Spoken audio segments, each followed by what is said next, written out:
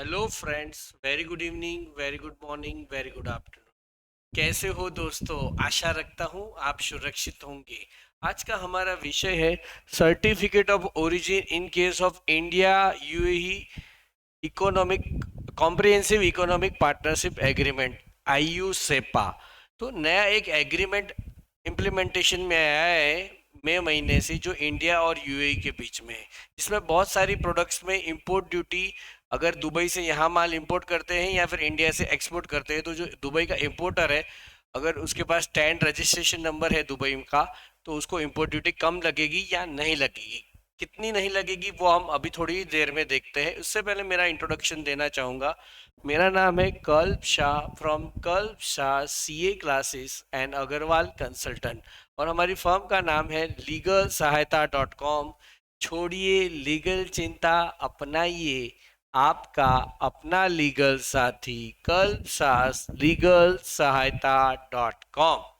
इसके लिए आपको कॉल करना है 8000002825 और हमारी ये सारी सेवाएं हैं।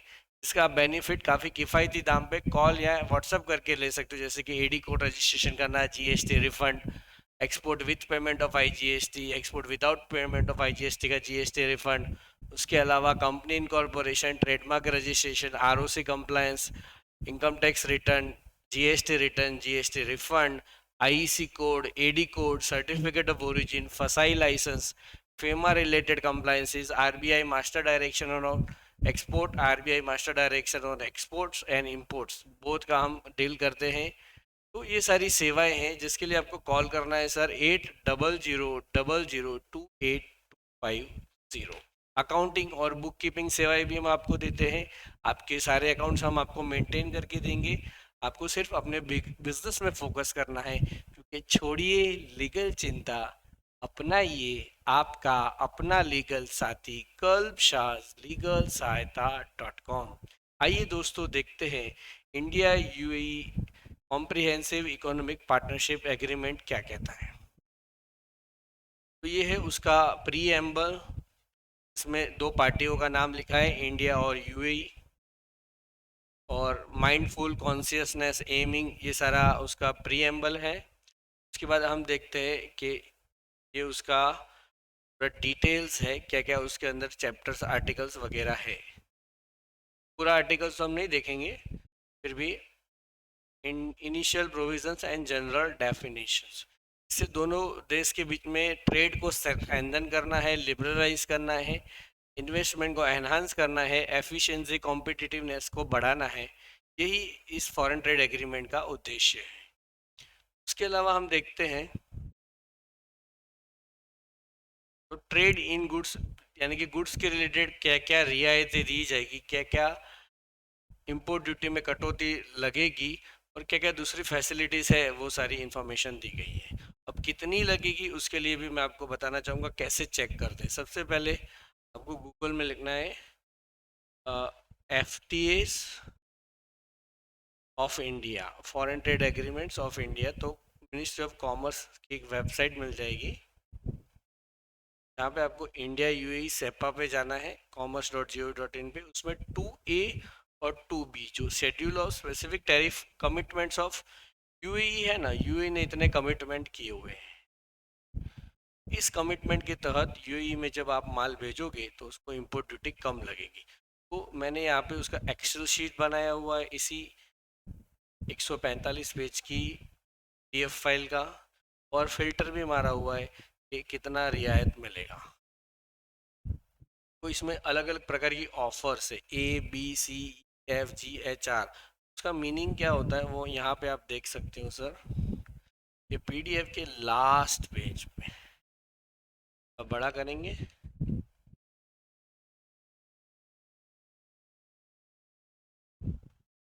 यहाँ पे लिखा है ए मतलब डे 1 एक्सेस, सी मतलब एक्सेस एट ईयर 5, डी मतलब एक्सेस एट ईयर 7, यानी कि 5 साल बाद आपका कटौती होगा, पूरा जीरो हो जाएगा।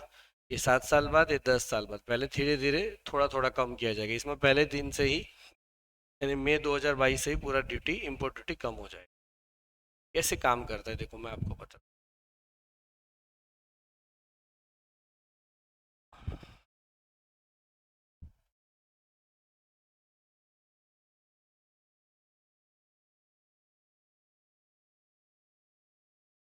कमिटमेंट्स देखने हैं। हाँ, टैरिफ कमिटमेंट्स ऑफ यू, ये पीडीएफ का बड़ा करेंगे।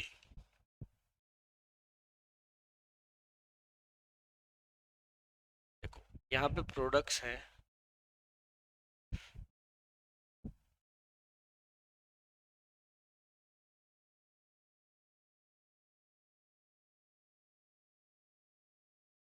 इस तरह से दिया गया है। देखिए ये पहली प्रोडक्ट्स है, उसमें का नॉर्मल फूड ड्यूटी रेट कितना है, हमको रियायत कितनी दी गई है। देखो इनका 5% रेट है, और ये ए ऑफर में यानी कि पहले साल से ही आपको जीरो इम्पोर्ट ड्यूटी लगेगी। अगर आप इंडिया से यूएई माल एक्सपोर्ट करते हो तो यूएई के बायर को इम्पोर्ट ड्यूटी नहीं लगेगी।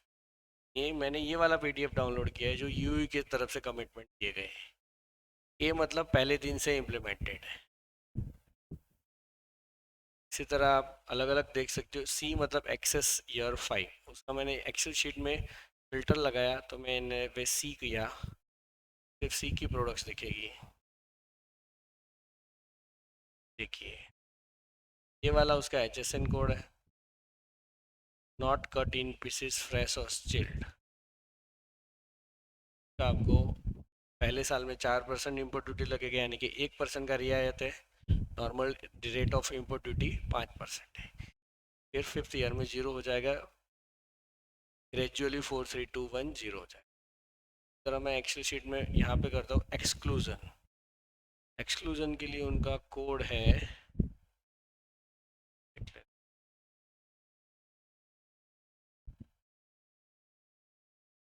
एफ यानी एक्सक्लूडेड, यानी कि कभी भी उसमें रियायत नहीं मिलेगी।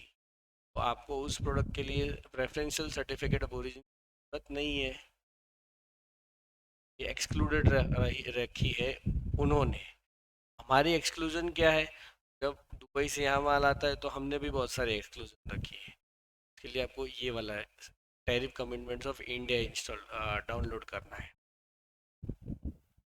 इसे आप डाउनलोड कर लीजिए।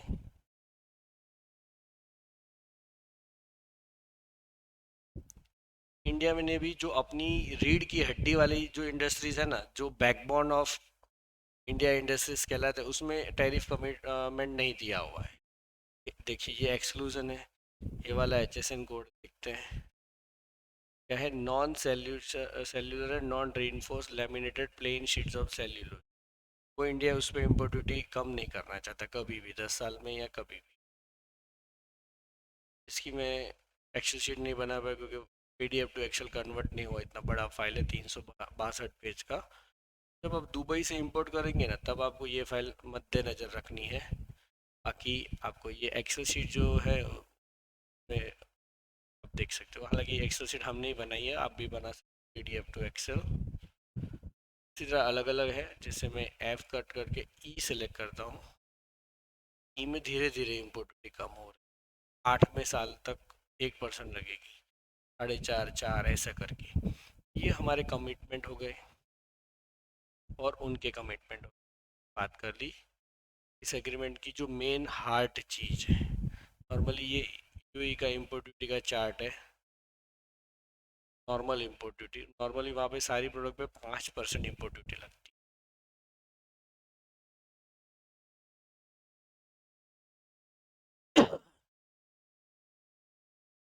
FAQs है, FAQs में इंडिया ने वही से इम्पोर्ट होती हुई इस चीज़ को एक्सक्लूजन देता है। फिर इसमें एक दूसरा इम्पोर्टेंट टॉपिक है जो है रूल्स ऑफ ओरिजिन।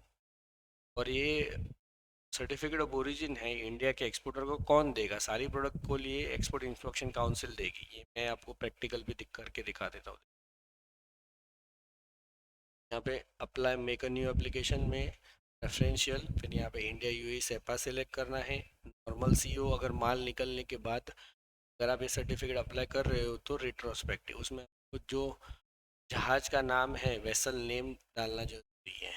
फिर एक्सपोर्ट इंस्पेक्शन काउंसिल या DGFT इशू कर सकता है। फिर आपका 4 में से सिलेक्ट करना है 5, मुंबई, मुंबई अहमदाबाद आता है।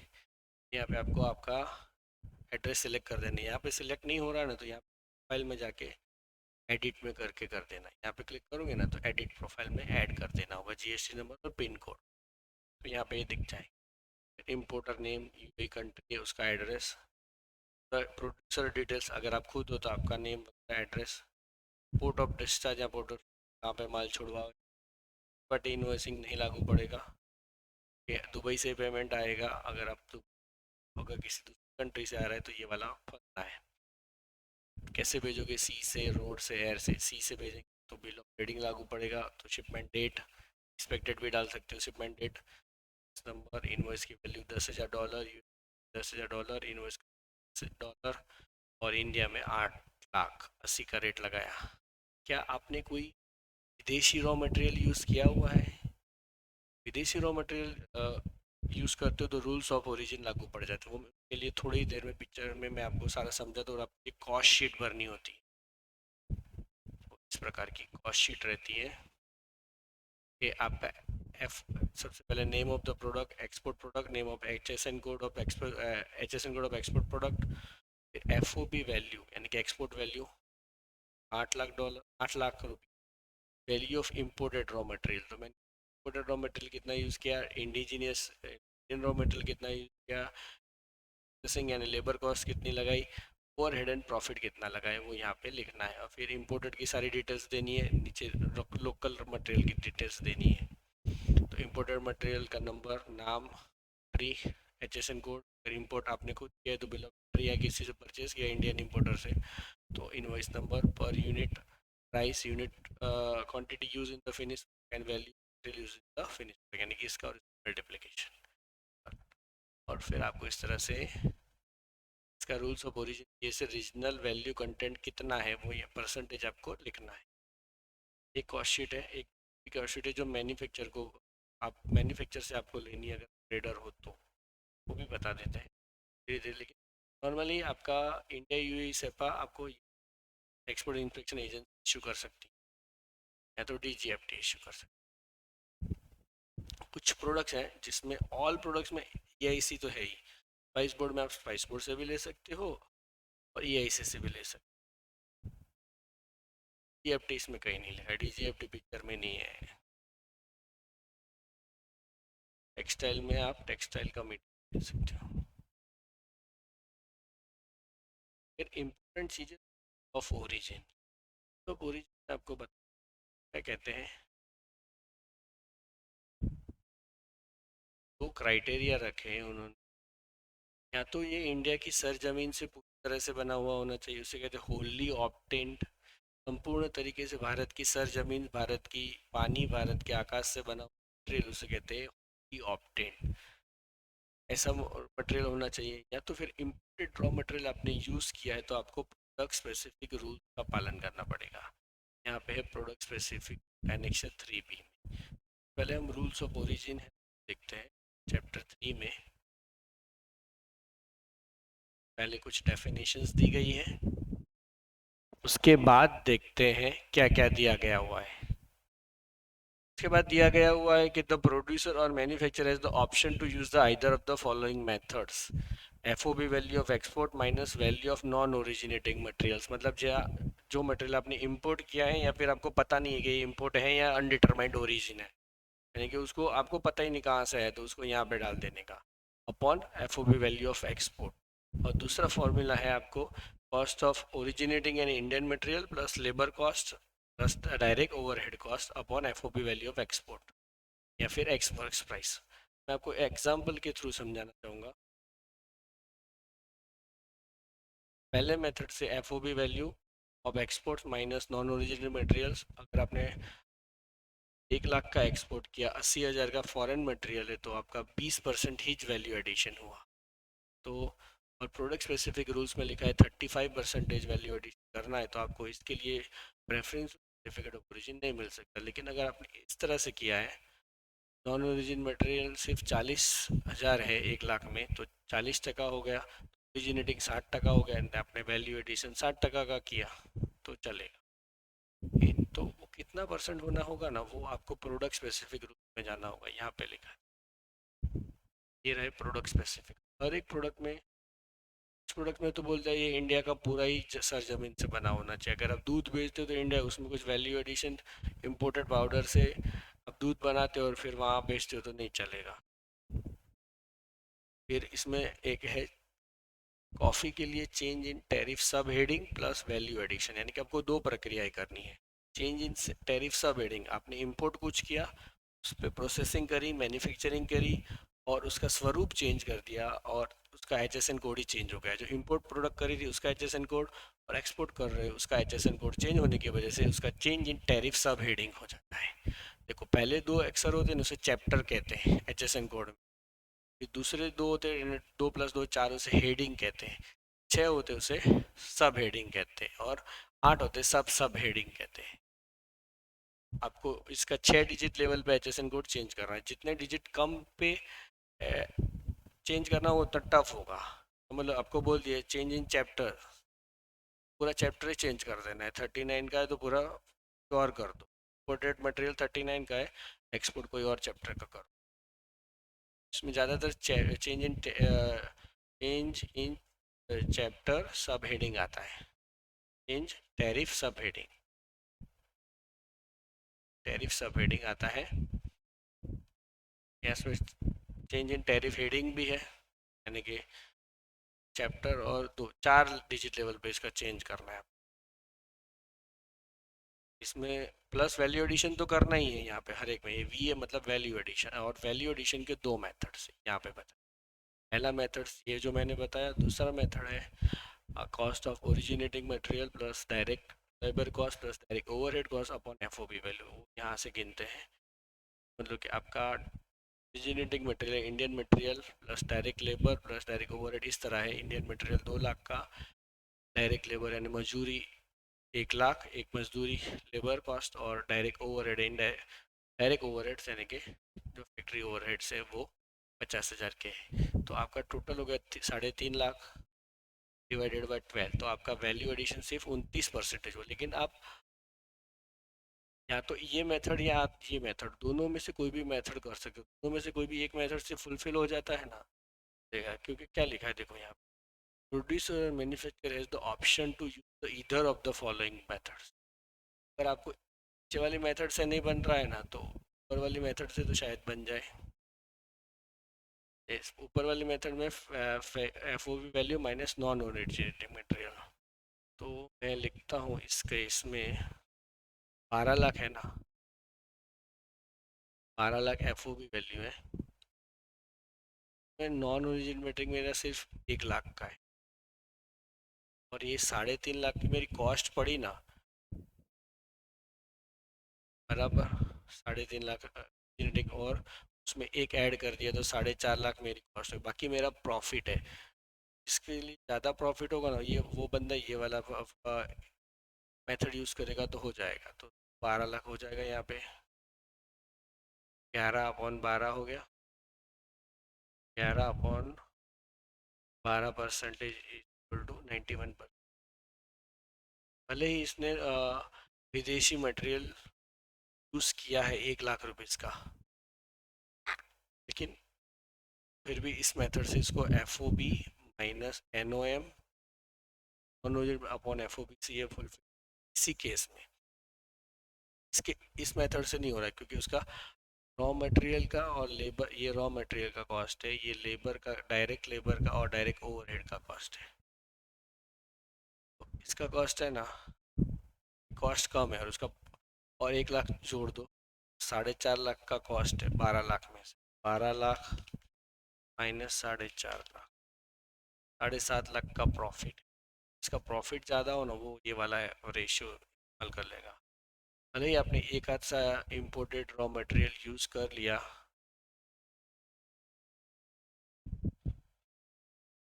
फिर भी काट देते हैं 7.5 लाख, फिर भी आपको ये इन क्राइटेरिया मीट हो जाएगा, क्योंकि आपका प्रॉफिट ज़्यादा है, आपका विदेशी मटेरियल ज़्यादा नहीं। लेकिन अगर 12 लाख में आपने 9 लाख का विदेशी मटेरियल यूज़ किया होता ना,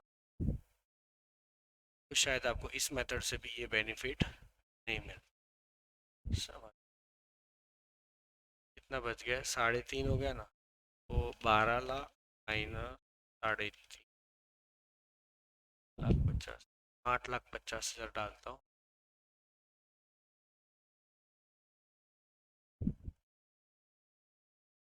माइनस 8,50,000, प्रॉफिट कुछ भी नहीं रखा, 3.5 लाख का लोकल कॉस्ट और विदेशी मटेरियल का 8.5 लाख, फिर आपका वैल्यू एडिशन कुछ हुआ ही नहीं। 12 लाख माइनस 8,50,000 गया 3.5/12%, तो भी नहीं हो। ठीक है, ये केसेस है, आप दोनों फार्मूला से कर सकते हो। फॉर्म कैसे भरना है वो मैंने आपको दिखा दिया है दोस्तों। ये ऑनलाइन फॉर्म कुछ इस तरह से भर सकते हैं, मैंने आपको यहाँ तक बताया था। ये एक्सपोर्ट प्रोडक्ट का एचएसएन कोड डाला है, जो मेरी प्लास्टिक की बाल्टी है, 1,000 बाल्टियाँ है, 1,000 पीसीस मैंने सेलेक्ट किया US डॉलर, और उसका $10,000 प्राइस है, इंटू ₹80 पर डॉलर, तो 8 लाख रुपीज़। यहाँ पे मुझे रॉ मटेरियल की डिटेल्स डालनी है। मैंने प्लास्टिक ग्रेन्यूल्स इंपोर्ट किए थे, प्लास्टिक के दाने, ₹300 पर केजी, और $1,000 का किया था। यूनिट नहीं, हाँ, ₹1,000 पर केजी भाव है, तो 3 लाख रुपीज़ में। यहाँ डॉलर में नहीं देना है, रुपीज़ में देना। करेंसी नहीं पूछी है यहाँ पे, करेंसी पूछी $10,000 की इंडियन इक्विवेलेंट। ये तो इम्पोर्टेड मटेरियल, 3 लाख रुपीज़। इस तरह से मेरा डिस्क्रिप्शन ऑफ गुड्स यहाँ पे आ गया। प्रोडक्ट स्पेसिफिक रूल मैंने पालन किया है, ठीक है। और यहाँ पे मैं इनवॉइस और पैकिंग लिस्ट अपलोड, यहाँ पे मैं प्लीज़ अप्रूव लिखूँगा, इन रिक्वायरमेंट मैं यहाँ पे लिखूँगा PSR, specific rules have been, यहाँ पे भी PSR लिख सकते। फिर आप लिख सकते, we have manufactured the goods in Indian raw materials and we have substantially processed and our goods fulfill the rules of origin criteria as per IU SEPA। Documents के नाम लिख दो, यहाँ पे आई एग्री करके एड्रेस वगैरह करके submit कर सकते हो। फिर आपको डिजिटल सिग्नेचर लगानी हो।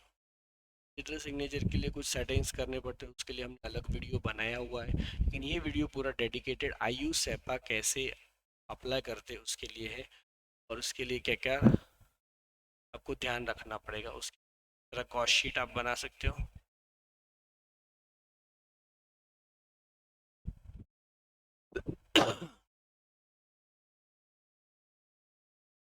अनडिटरमाइंड ओरिजिन मटेरियल हमने ज़्यादा, तो 2% है, तो डिजिटल वैल्यू कंटेंट 98%। इस तरह इंडियन मटेरियल के सारी हमने डिटेल्स दे दी, कहाँ से कितना खरीदा था। यार कभी कभी ये लोग फ्लो चार्ट भी मांगते हैं, तो अपने मैंने किसी और प्रोडक्ट का flow chart, cutting, stitching, QC, fitting, ये सब बताना पड़ेगा।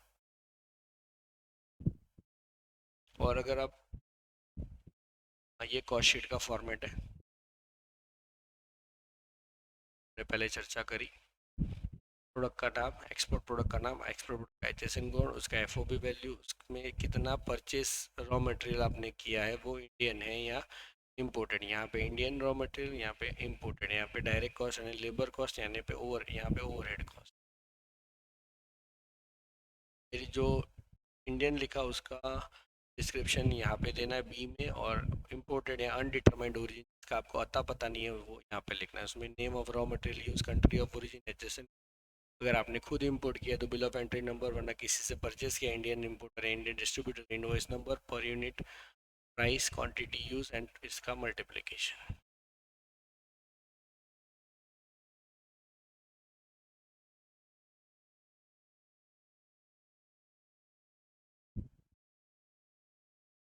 आप इस तरह से परसेंटेज निकाल सकते हो।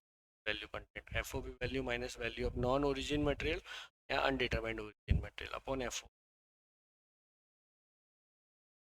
ये हो गया आपका कॉस्ट शीट का टेम्पलेट। अगर आप मर्चेंट एक्सपोर्टर हो तो मैन्युफैक्चर से आपको ये वाला डिक्लेरेशन लेना हो।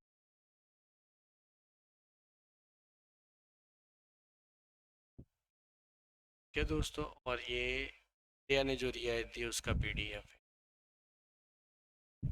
इंडिया ने भी बहुत सारी प्रोडक्ट्स में इम्पोर्ट ड्यूटी कम कर दी है या ज़ीरो कर दी है। नॉर्मल रेट 15%, इनमें 7.5% कर दिया है। इफेक्टिव रेट 7.5 धीरे धीरे कम कर रहे हैं।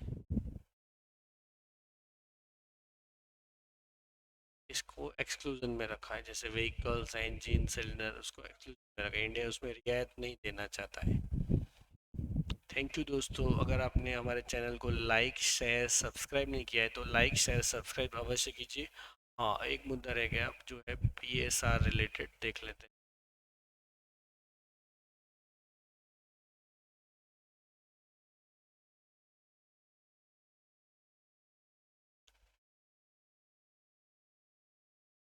आपको क्या क्या जानकारी देनी पड़ेगी, हाँ मिनिमम रिक्वायर्ड इंफॉर्मेशन। ये इंफॉर्मेशन जो कॉस्ट शीट इंडिया ने बनाई है ना, मोर और लेस वो है, लेकिन इंडिया में जब आप अप्लाई करोगे तो आपको इस फॉर्मेट में देने की ज़रूरत नहीं। कॉस्ट शीट मैंने आपको दिखाई ना, वो कॉस्ट शीट में ही आपको माहिती देनी है, जानकारी देनी है, वरना उन्होंने ये सारी इंफॉर्मेशन मांगी है। और लेस सेम ही है, overhead cost, labour cost, non originating material का वैल्यू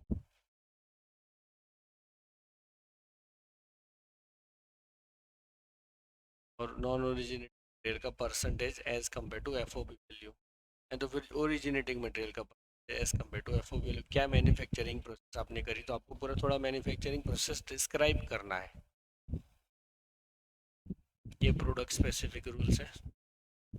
उसमें कई कई बार क्या बोल रहे हैं कि आपको प्रोडक्ट स्पेसिफिक रूल्स में चेंज इन टैरिफ हेडिंग तो करना है, वैल्यू एडिशन भी करना है, फिर वो लोग बोलते हैं कुछ एक स्पेसिफिक प्रोसेस यहाँ पे होनी चाहिए।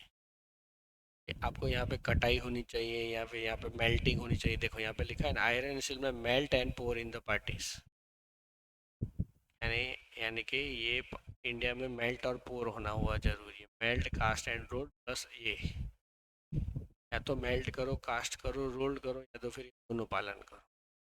ऑप्शन में भी ऐसे प्रोडक्ट स्पेसिफिक रोल है, ये चैप्टर वाइज।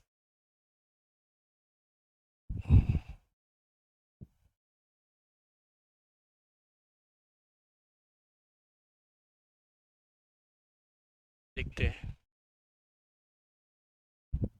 ये अलग अलग चैप्टर्स हैं, rules in minimum required PSR। अपने सर्टिफिकेट ऑफ ओरिजिन अप्लाई करने के लिए 3 और A2 भी काम के, बाकी सब काम का नहीं है उतना। इसमें रेट्स दिए गए A2 भी, यहाँ पे रूल्स क्या पालन करने वो।